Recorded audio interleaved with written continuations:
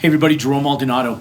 And a big question that's been coming along with a lot of people that are starting to buy land and build houses that are working with me are, Jerome, how do I find reliable contractors? A lot of people function on who do you know, friends and family. And what I mean by that is they ask friends and family and people they know if they know a painter or they know a plumber or they know an electrician. That is the first mistake most people make, is that you should never go off of who you know, that it's a family relative or friend. Those are the people that will give you the most heartache out of anybody that's out there that's going to work with you. Now, I always tell people, stick to the professionals of the trade that work in the field that you're working in full time. Okay, so one, don't ever hire contractors that moonlight in construction. There's a lot of them out there. There's a lot of contractors that moonlight in construction, moonlight in painting, moonlight in everything. You don't want those contractors. Another big mistake that most people make is that they go straight to the yellow pages. They go to Google and they research the contractors that say, okay, painters in San Francisco, or painters in San Antonio, Texas, or plumbers in Dallas, Texas. And then Google gives them a list of people and they see the little star ratings on there. That's a great place to start, not a great place to finish. If you want to do that to be able to obtain bids for good, reliable contractors and interview them, then that's a great place to start. I'll vet my contractors' prices by doing that. So I'll send out to all these retail contractors, because there's what's called moonlighting contractors, then there's what's called poor contractors, then there's the wholesale contractors, then there's your retail contractors. And so your retail contractors are the ones that go out. They facilitate work typically on their own. They're not working with a lot of builders. They do a lot of private sector stuff. So either they're a general contractor that's doing big commercial stuff, or they do a lot of their own stuff where they have their own clientels. They advertise for like Roto-Rooter, or they advertise the electricians for the mom and pops that are out there to go fix the power or work on lights at Walgreens or one of the big box stores, right? So there's those guys. Then there's your wholesale contractors, and your wholesale contractors are your volume contractors. Those are the contractors that are doing the houses that are similar to the ones that it's behind me right here. In the production neighborhoods where you see mass volumes. You drive into these neighborhoods and you see a mass volume of houses going up that are substantial in quantity, right? Where they're grading land and hundreds and hundreds of homes are going in. And so these are the contractors that you're looking for. But this is how I find reliable ones. Because just showing up doesn't always mean that you have the most reliable contractors. What I do is I do a multiple of things. So in our office, every day that we're starting new builds, especially in new cities, what we do is exactly what you guys do. We start by Googling contractors in the city that we're working in. Then we go in and we create a list of the ones that have the best star rating and have the best, most professional websites and seem like they have their act together. And so we go in and we put a list of those ones together on every single trade that we're looking for, okay? And when we have a set of plans ready to go, we call all those contractors. We don't meet with every single one of them. That takes too much time. It's too time consuming. So to meet reliable contractors, you don't have to go out and meet them and figure out if they're reliable that way. I watch what people do, not what they say. Okay, I'm going to say that again. I watch what people do, not what they say. So out of maybe 3 contractors per trade that I call out of the yellow pages, I put plans together and I ask them, do you need electronic plans or do you need paper hard print plans nowadays? And if they want electronic plans, we email it to them with a really nice email explaining what we're looking for. And then we wait for a response. The ones that need hard copy prints, we only have our reprographic place produce the copies of the pages that they need. So if they're a plumber, we do the plumbing and mechanical plans, and we give them a floor plan and the dimensions, and those are the only 4 pages that we give to them out of the 15, 20 pages of designs that we have for all the contractors. Electricians, same things. For the concrete guys, same exact thing. We give them a floor plan, the dimensions, the concrete plan, and that's all they get. So when we go in there, we're not spending a ton on these guys, but we throw them a bone. And then we wait to see who gets back to us. Now, while that's going on, we also get on Angie's List.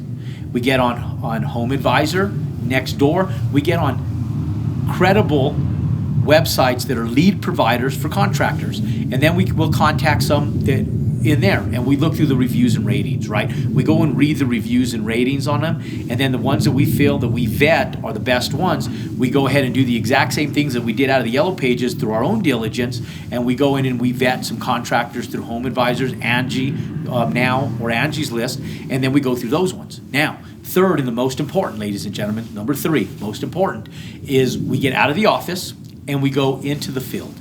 And so we come out to job sites and workplaces just like the one I'm standing in today.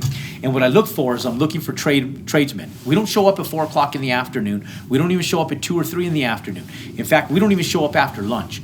When we show up is when the workers arrive to those job sites in the morning. So when they're unrolling their cords and they're putting their power tools and stuff on, they're putting their framing belts on, and the guys are getting going at 8 a.m. in the morning. Most of them are getting started at 7 a.m., but we usually show up between 8 and 9 o'clock in the morning when the crews are fresh and people are around. That's when they're the busiest. That's when there's the most volume going on, so most workers. And so we see work trucks. And we'll simply snap pictures of the doors on the trucks, and we'll take them back to our office. So we'll go, and that's the way we start first. And then we'll go in, and if I'm really in need of a contractor quick, I go into a house that has an electrical truck in front of it if I need an electrician. And I'll go into that house and say, okay, who's the boss here? And I go in with energy. I don't go in with my hands in my pocket, and I don't go in going, oh, you guys know who the boss is? I go in excited. I go in with a lot of energy. And so the energy that you bring to one of those job sites and how you talk to people is up to you. And most people do pretty good, but with the exception of some of you guys who are a little timid and just getting started, feel inferior to the fact that you never built a house, bought land, built a house, and you feel like you're an outsider in a field where there's a bunch of professionals, don't feel like an outsider. Look, the level of professionalism is not as transparent as you think. If you just go in there with a confident level where you belong, even if you don't belong, and you just go in and say, hey, is the boss here? And if people look around you don't want to be like a suspicious person where someone's in trouble, right? Like, is your boss here? I need to talk to your boss. You go in with an energy level, with a smile on your face, say, hey, is your guys' boss here? Who's in charge here? And then they say, oh, he's the jefe, he's the boss, a lot of times. And so you sit back and you go, hey, you guys taking on more work? And they say, oh, well, the owner, you need to call the office. And say, okay, give me the number. You guys taking on more work? What was your name? And then we contact the office, and now we have a referral. And so the way we contact the office is we say, who do we contact in the office? Say, oh, you need to talk to Sarah. Hey, Sarah, my name is Jerome. I was talking to Jesus on the job site that was running your project in XYZ subdivision. And Jesus told me to contact you directly, that you're the ones that deal with new builds and new constructions. And I just wanted to see if you guys were taking on new builds, because we have 3 of them going on right down the road from that subdivision you guys are working on. And I wanted to see if you guys were taking on some new builds, because we'd love to have you guys bid those projects for us. I met your crews, great guys, and I compliment them. And then we go out and we start doing the same thing to those ones. So now we do that for all the trades, from dirt work to electricians to plumbers to roofers to framers to drywall guys to insulation guys, all of them, all the way down the sector. And then we go in, and that's where we find our contractors. Now, I promise you, I'm not a genius on being able to find 100% of the perfect contractors. In fact, it's the contrary. You're going to fight with contractors on your job site. Whenever you fight, you're not going to go out there boxing and fighting with them, right? You're going to have arguments, disputes, and misunderstandings with them. That sometimes it's you being uneducated in the industry, and sometimes, more times than not, them being a pain in the ass because they're showing up late, they're not showing up at all, there's a lack of communication, and or a lack of work quality. Now, the lack of work quality I have a 0 tolerance for, right? The lack of not showing up at all, we tolerate a little bit, we expect a little bit of it, but then there's also a limited amount of tolerance that we have in that regards. And so when we go in and we're buying land, building houses, and we're looking for the perfect contractors, reliable contractors, I want people that at the very least communicate with me. And I tell all my contractors that. And a lot of making them reliable really holds to you, because your subcontractors will only be as good as your expectations, okay? I'm gonna repeat that. Your contractors and your subcontractors are only going to be as good as your expectations. So if you don't show up to your job sites and you don't care and you're never around and you never give instructions or look for problems to give solutions to, they will stop caring as well. The quality of what they produce is really only as good as your expectations. So you may have the best contractor in the world, but if they see that you don't care, they don't care either. And so you must care about your project enough to be on site several times a week. You don't have to live there. You don't have to be there all day from 8 a.m. to 5 p.m. In fact, they don't want you there. You slow productivity down. You slow productivity down. I slow productivity down. By being there, the boss being on the job site slows productivity down, because then everybody comes to you to ask questions all day long and they second guess what they're doing. So to find reliable contractors, there's a balance. There's an art to it. The way you find them is, first you just find good people. Good people that know their trade are good quality contractors. That means they're motivated? Not necessarily. Does that mean that they're going to meet 100% of your expectations? Not necessarily, unless you have low expectations. Because if your expectations are up here, they're going to meet your expectations to about right here, okay? Now, if you have no expectations, their expectations are going to, they think, well, this guy doesn't give a shit, so I'm just going to do this level of work, and if it passes, well, then great. I don't care about cleaning up. This guy doesn't care about cleaning up, and there's garbage everywhere, right? He doesn't sweep the floors. Why should I sweep the floors? You know, he doesn't have anybody here vacuuming the walls. He doesn't have anybody in here regulating the mess that the drywall guys made. So why should the painter care? If he doesn't care, why should you guys care, right? And so you set your expectations high. They're gonna try to achieve that, but they're gonna fall just short. So if you need the house to be here, set your expectations here. So when they fall just a little bit short, you have a good quality home. That's how you find good contractors, ladies and gentlemen. Now, you search for them the way I told you, and then you look for good people. You look for people that are responding to you, because I'll tell you, out of all those people and those 3 different means of how to find contractors, now you have maybe 7, 8, 9, 10 contractors that you contracted per trade initially when you're first getting started. Then from that, maybe 50% of them only communicate back with you. The other 50% you never hear from again. And then from those 50%, so now you have 5 contractors per trade. Now you get your bids out.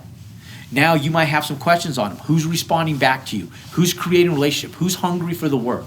The person that relates to you best, that you like the best, that's the most receptive and has the best price. Because you're not only just looking for the best price, but you're looking for the best price with the best quality of person behind that price. The person that you can work with, talk to, and confide in when you have problems, issues, and you ask them how to deal with that stuff. And then you set expectations, and you give them calendars of events. So you have to be organized. You have to set expectations. You have to require from them what you're looking for ultimately. Because if you don't, you're not checking on your work, they're never going to produce. So the way you build good quality contractors is you don't go out and you don't find them. You find contractors. You build great people, okay? Great people aren't found, ladies and gentlemen. Great people are built. And great people are built by great people are built by great people that find them. So you go out and you find just any general contractor that's a good person, and you build good, reliable, quality employees and subcontractors based on you yourself being a high quality professional, setting high expectations. Because again, ladies and gentlemen, good people aren't found, good people are built from the ground up. Just like anything, just like a good home is built from the foundation up, good quality people are built from the ground up. You find good workers and good people with good hearts that don't lie, cheat, and steal, that respect your stuff. If I can get somebody that is just a consistent worker that doesn't lie, cheat, and steal, I can go and make that person incredible at what they do. In fact, most of our staff, most of our in-house employees, and most of our subcontractors aren't as good as I go and send them to other people's houses, and I refer them to people, and I always regret it. So never refer your contractors to other people, because they're never going to do as good of a job for somebody else as they do for you. And the reason why is because they're vested in you. You're giving them more work. Where you have one home, you're going to have a second home. Where you have a second home, they're going to have a third home. And so you are the means, ladies and gentlemen, you are the means to feeding your contractors. The way you get good contractors is by being consistent and continue to feed them. Setting high expectations. But when you send them off to somebody else's, to your mom's house, to your cousin's house, to your auntie's house, to somebody else's house, they're never going to do as good of a job as they would do for you, because they know that that's a one-time job and they don't have the same expectations over there that they know you set in-house. Then you're following up on a job you're making zero money on for your aunt, your cousins, your friends, your family, whoever it is, going, hey, you got to do this like you do our homes. Ladies and gentlemen, to find good quality people, you find people and you build them from the ground up. Good quality people are not found, they're built. They'll only be as good as the expectations you set. Set high expectations, and you'll have a good, reliable, quality contractors that'll go to bat for you for life. And that's how you find good workers and good contractors.